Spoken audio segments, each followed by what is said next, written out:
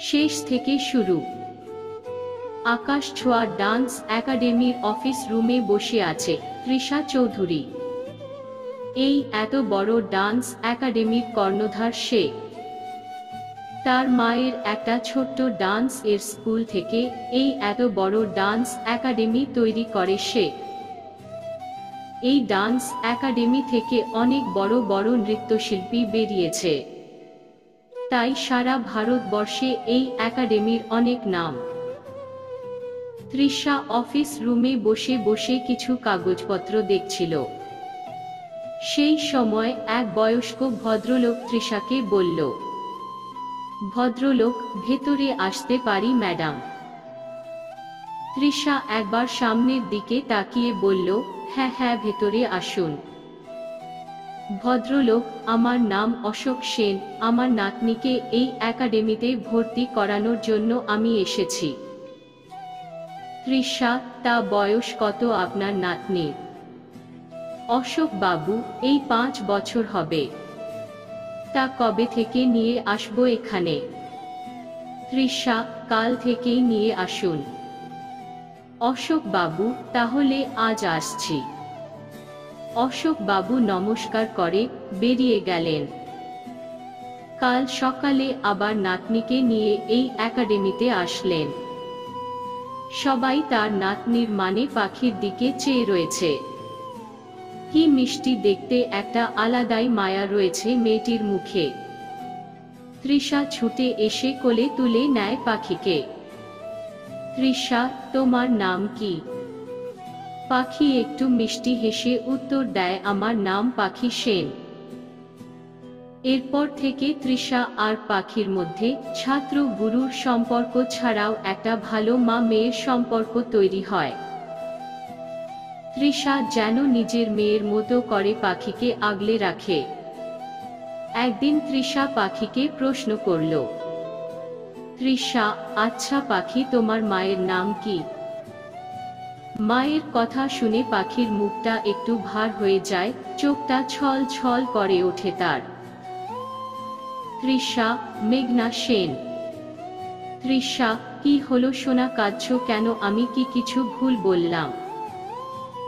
তৃষা পাখিকে কোলে তুলে নিয়ে বলতে থাকে, আমার লক্ষ্মী সোনা, একদম কাঁদে না, আমার ভুল হয়ে গেছে, আমাকে মাফ করে দাও।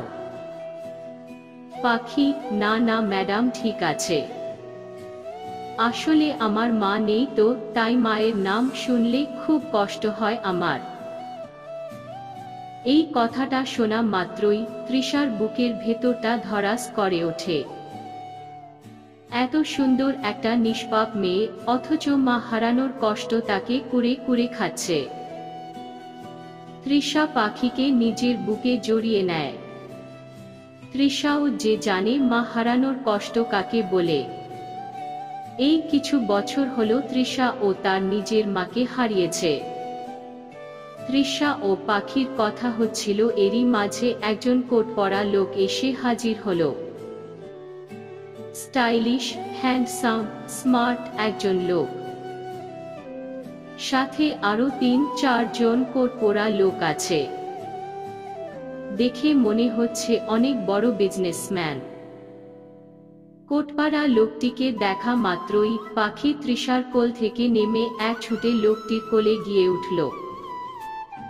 পাখি লোকটির গলা জড়িয়ে ধরে বলতে লাগলো, পাখি, পাপা পাপ্পা, তুমি চলে এসেছো? লোকটি, হ্যাঁ সোনা, আমি চলে এসেছি, চলো তোমাকে বাড়ি নিয়ে যাই। লোকটির পাশে থাকা আর একজন লোককে বলে, যাও পাখিকে নিয়ে যাও, গাড়িতে বসাবে। আমি আসছি এক্ষুনি। তারপর লোকটি এগিয়ে যায় তৃষার দিকে। লোকটি, হ্যালো ম্যাডাম, আমি ঋষি সেন, পাখির বাবা। ক্লাসে ছুটি হয়ে গেছে তাই পাখিকে নিতে আসলাম। তৃষা, ও নমস্কার, হ্যাঁ আপনি পাখিকে নিয়ে যেতে পারেন। এইভাবেই দিন কাটতে থাকে। পাখি আর তৃষার সম্পর্ক আস্তে আস্তে খুবই ভালো হয়ে যায়। যেই পাখি তার বাবাকে ছাড়া কিছু জানতো না, চিনতো না, সেই পাখি এখন তৃষা ম্যাম করে। এক কথায় বলতে গেলে পাখি তার মায়ের জায়গাটা দিয়ে দিয়েছে তৃষাকে। পাখি এটাই মনে করে তার মা যদি বেঁচে থাকতো হয়তো তৃষা ম্যামের মতোই তাকে এতটা ভালোবাসতো। একদিন তৃষা ডান্স ক্লাসের সময় পাখিকে বলল, তৃষা, জানো তো পাখি আজকের দিনটা কি? ম্যামের এরকম কথায় পাখি একটু চিন্তায় পড়ে গেল। অনেকক্ষণ মনে করেও কিছু মনে করতে পারল না, তাই ম্যাডামকে জিজ্ঞেস করল, পাখি আজকের দিনটা কি ম্যাম? তৃষা, আজকে আমার জন্মদিন। কথাটা শোনা মাত্রই পাখি খুশি হয়ে তার ম্যাডামের গলা জড়িয়ে ধরে বলল, many many happy returns of the day. শুভ জন্মদিন ম্যাম। তৃষা, আজকে একটা জায়গায় যাবে আমার সাথে। পাখি একটু উত্তেজিত হয়ে বলল, কোথায় ম্যাম? তৃষা, এই সামনেই একটা ভালো পার্ক রয়েছে, চলো তোমাকে ঘুরিয়ে নিয়ে আসি। এরপরে পাখি আর তৃষা দুজনে পার্কে ঘুরতে বেরিয়ে যায়। পার্কে বসে তারা নানা রকম অ্যাক্টিভিটি করে, যেমন বোটিং করা, দোলনায় দোলা, আরো অনেক কিছু। তারা দুজনে বসে আইসক্রিম খায়, আরো অনেক কিছু খায়। তারা দুজন মজা করতে করতে হঠাৎ একটা ফোন আসে তৃষার কাছে। ফোনটা তুলেন তৃষা কথা বলতে থাকে।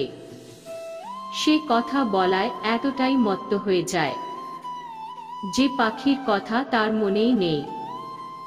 ফোনটা কাটার পর সে পাখিকে নিজের কাছে দেখতে না পেয়ে এদিক সেদিকে পাখিকে খুঁজতে থাকে। অন্যদিকে ডান্স একাডেমিতে ঋষি গিয়ে জানতে পারে তৃষা তার মেয়েকে নিয়ে পার্কে বেড়াতে গেছে। কথাটা শোনা মাত্রই রাগে ফেটে পড়ে ঋষি। তার অনুমতি ছাড়া তার মেয়েকে তৃষা কি করে নিয়ে যেতে পারে পার্কে ঘুরতে? সে রেগে মেগে পার্কের উদ্দেশ্যে বেরিয়ে যায়। পার্কে এসে সে দেখতে পায় তৃষা কাঁদছে। তাকে পাখির কথা জিজ্ঞেস করলে তৃষা কাঁদতে কাঁদতে উত্তর দেয়, পাখিকে খুঁজে পাওয়া যাচ্ছে না। কথাটা শোনা মাত্রই যেন পুরো আকাশ ভেঙে পড়ল ঋষির মাথায়। তার মেয়ের গায়ে একটা ছোট্ট আঁচড় লাগলেও সে দুনিয়া ওলট পালট করে দেয়। আর সেই জায়গায় পাখিকে খুঁজে পাওয়া যাচ্ছে না কথাটা শুনে রাগের মাথায় তৃষাকে যা তা বলতে থাকে। ঋষির সাথে থাকা লোকেরা পুরো পার্কে তন্ন তন্ন করে খুঁজতে থাকে পাখিকে। রাগে ও চিন্তায় ক্ষোভে ফেটে পড়ে তৃষার উপরে ঋষি। সে যা ইচ্ছা তাই বলতে থাকে তৃষাকে। তৃষাও চুপচাপ মাথা নত করে কাঁদতে কাঁদতে সমস্ত অপমান সহ্য করতে থাকে।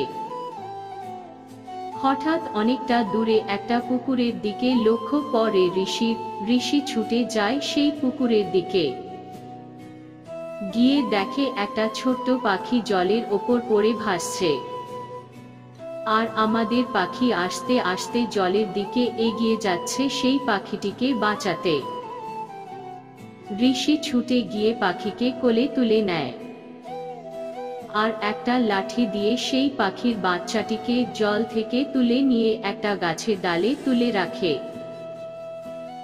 ঋষি পাখির কপালে চুমু খেয়ে জিজ্ঞেস করে, আমার সোনা মা, তুমি এখানে কি করছো? পাখি, পাপ্পা, ওই ছোট্ট পাখির বাচ্চাটা জলে ডুবে যেত তাই আমি ওকে বাঁচাতে যাচ্ছিলাম। ঋষি মেয়ের এরকম কথায় অবাক হয়ে যায়। ও ভাবতে থাকে মেঘনা ও এরকমই ছিল, পর উপকারী। সে পশু পাখি খুব ভালোবাসত। ঋষি মেয়েকে জড়িয়ে ধরে ওখান থেকে কাঁদতে কাঁদতে বেরিয়ে যায়। তৃষা তাকিয়ে দেখে মিস্টার সেনের চোখে জল। তার নিজের উপর খুব রাগ হয়। এইভাবে মিস্টার সেনকে না বলে পাখিকে পার্কে নিয়ে আসাটা তার ঠিক হয়নি। দুদিন কেটে যায়, ঋষি তার মেয়েকে ডান্স একাডেমিতে পাঠায়নি। এদিকে পাখিকে না দেখতে পাওয়ায় তৃষার মন হু হু করে উঠেছে। অপরদিকে পাখিরও একই অবস্থা। সেও তার ডান্স টিচার পাখি ম্যাডামকে না দেখে মনমরা হয়ে রয়েছে। ঠিকমতো খাওয়া দাওয়া করে না, একদম চুপচাপ থাকে। মেয়ের এই রকম হঠাৎ করে পরিবর্তন ঋষি চোখ এড়াতে পারেনি। ঋষি বুঝতে পারে তার কারণটা কি। সেও এই দুদিন ধরে ভাবছে তৃষার সঙ্গে এরকম ব্যবহার করাটা তার উচিত হয়নি। তাই সে গাড়ি নিয়ে বেরিয়ে যায় তৃষার সঙ্গে দেখা করতে। ঋষি, ভেতরে আসতে পারি? ঋষির গলার আওয়াজ পাওয়া মাত্রই তৃষা সামনের দিকে তাকায়। তাকিয়ে দেখে ঋষি এসেছে। তৃষার সাথে সাথে ঋষিকে বলে, আরে মিস্টার সেন, আসুন আসুন, ভেতরে আসুন। ঋষি, সেই দিনের ব্যবহারের জন্য আমি আপনার কাছে হাত জোর করে ক্ষমা চাইছি। পারলে আমায় মাফ করে দেবেন। তৃষা, আরে আরে কি করছেন মিস্টার সেন? আসলে ভুলটা আমারও, আপনাকে বলে পাখিকে নিয়ে যাওয়া উচিত ছিল আমার। ঋষি, আরে ছাড়ুন তো এই সব কথা। আসলে আপনাকে আমি যেই কথাটা বলতে এসেছি সেটা হলো, এই দুদিন হলো পাখি খুব মনমরা হয়ে গেছে।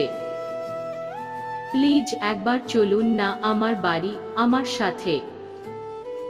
তৃষা আর আপত্তি করল না, সে বেরিয়ে পড়ল ঋষির সাথে পাখির কাছে যাওয়ার জন্য। একটা শপিং মল দেখে গাড়িটা থামালো ঋষি। তারপর তৃষাকে বলল, আপনি একটু গাড়িতে অপেক্ষা করুন, আমি গিয়ে একটা টেডি বিয়ার কিনে আনছি। তৃষা ঋষিকে বলল, দাঁড়ান, আমিও যাব আপনার সাথে। ঋষি, ঠিক আছে, চলে আসুন। ঋষি আর তৃষা শপিং মলে গিয়ে একটা বড় দেখে আর ভালো দেখে টেডি বিয়ার কিনে গাড়ির দিকে ফিরে আসতে থাকে। ঋষি, এবার মনে হয় আমার মেয়ের অভিমান ভাঙবে। কথাটা শুনে তৃষা হাসতে থাকে। হাসতে হাসতে তারা শপিং মল থেকে বেড়াচ্ছিল, হঠাৎই ঋষির সঙ্গে একটা ভদ্রলোকের ধাক্কা লাগে। ঋষি ভদ্রলোকটিকে না দেখেই সরি বলে ওখান থেকে বেরিয়ে আসতে গেলে ভদ্রলোকটি ঋষিকে উদ্দেশ্য করে বলতে থাকে, আমাদের মতো গরিব মানুষের দাম আছে কি? আপনাদের মতো বড় লোকেরা আমাদের ধাক্কা কেন গাড়ি চাপা দিয়ে চলে যেতে পারে? এছাড়াও লোকটি আরো অনেক খারাপ খারাপ কথা বলতে থাকে ঋষিকে। ঋষি মাথা নত করে সমস্ত কথা শুনতে থাকে। আর তৃষা অবাক হয়ে ঋষির দিকে চেয়ে থাকে। ঋষি একটা ছোট্ট হাসি দিয়ে ওখান থেকে বেরিয়ে আসে। তৃষা, মিস্টার সেন, একটা কথা জিজ্ঞেস করব আপনাকে। ঋষি, হ্যাঁ বলুন। তৃষা, লোকটি যেইভাবে রেগে রেগে কথা বলছিল আপনার সঙ্গে, মনে হয় অনেক আগে থেকে আপনাকে চেনে। মনে হয় পুরনো শত্রু আপনি তার। ঋষি, শত্রু কি না বলতে পারবো না, তবে রাগ তো আমার উপর হবেই ওনার। ওনার সব থেকে দামি জিনিসটা আমি নষ্ট করে দিয়েছি। তৃষা, আমি কি জানতে পারি সেই জিনিসটা কি? যদি আপনি বলতে না চান তাহলে বলতে হবে না। ঋষি, না বলার মতো তো কিছু নেই, তবে যখন শুনতে চাইছেন তবে শুনুন। গল্পের পরবর্তী অংশটি জানার জন্য চ্যানেলটিকে অবশ্যই সাবস্ক্রাইব করে রাখুন।